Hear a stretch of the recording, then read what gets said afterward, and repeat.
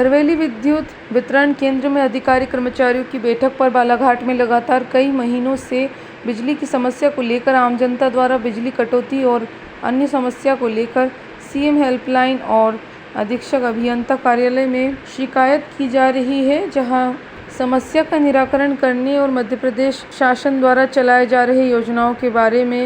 विद्युत विभाग अधीक्षक अभियंता अमित कुमार ने कर्मचारियों की क्लास लगाकर समझाइश देते हुए निर्देशित किया। वही जूनियर इंजीनियर सुभाष नाग और समस्त कर्मचारी बैठक में मौजूद रहे।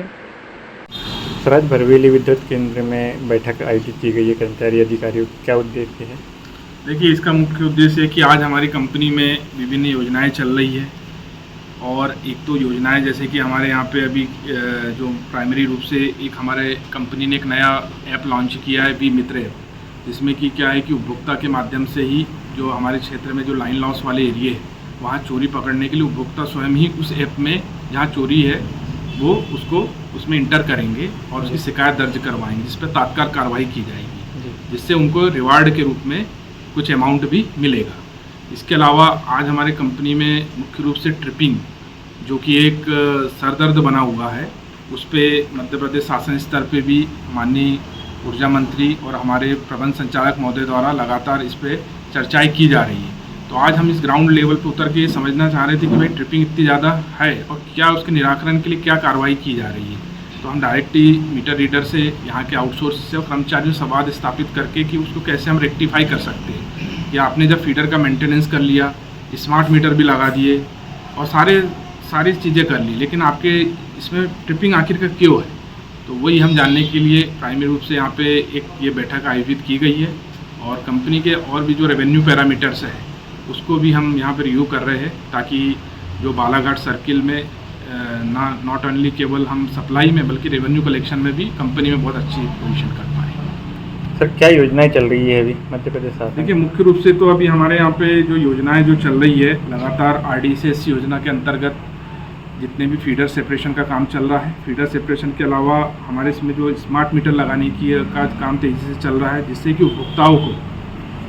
जैसे पहले क्या होता था कि जो मीटर रीडर हमारे जाते थे वो रीडिंग गलत करते थे, उपभोक्ता परेशान होते थे और कंप्लेंट विभिन्न स्तरों पे लगातार बढ़ जाती थी। लेकिन जैसे स्मार्ट मीटर लग जाने से क्या होगा कि अब उपभोक्ता को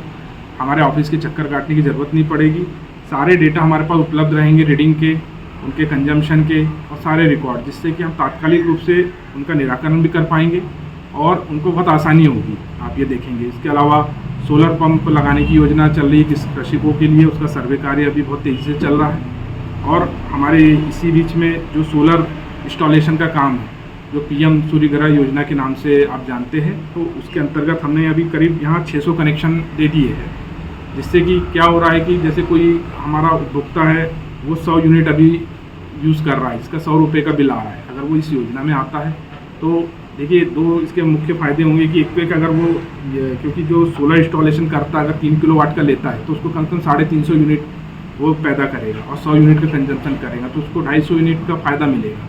जो एक लॉन्ग टर्म में वो बहुत ज़्यादा उसको बेनिफिट भी होगा। इसके साथ साथ हम ग्रीन एनर्जी को प्रमोट करेंगे। क्या है कि जो हमारी जो एनर्जी बनती है वो कोल से बनती है, तो कोल से बनने के कारण क्या होता है कि इसमें कार्बन इमिशन हमारे इन्वायरमेंटल को प्रदूषित करते हैं। तो जब हम सोलर एनर्जी पे जाएंगे तो नॉट ओनली ग्रीन एनर्जी को हम प्रमोट करेंगे बल्कि हम अपने इन्वायरमेंटल को भी सेव कर पाएंगे। तो ऐसी बहुत सारी बेनिफिट योजना मध्य प्रदेश शासन और हमारी कंपनी द्वारा संचालित है, जिसका उपभोक्ताओं को लाभ अभी शीघ्र मिल भी रहा है और आने वाले आप सालों में देखेंगे कि ट्रिपिंग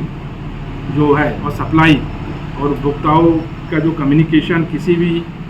इशू को सॉल्व करने में हम बहुत प्राथमिकता से कार्य करते हुए उसको रिजॉल्व कर पाएंगे। सर, कर्मचारियों के लिए शासन की तरफ से ID कार्ड अवेलेबल कराए गए हैं?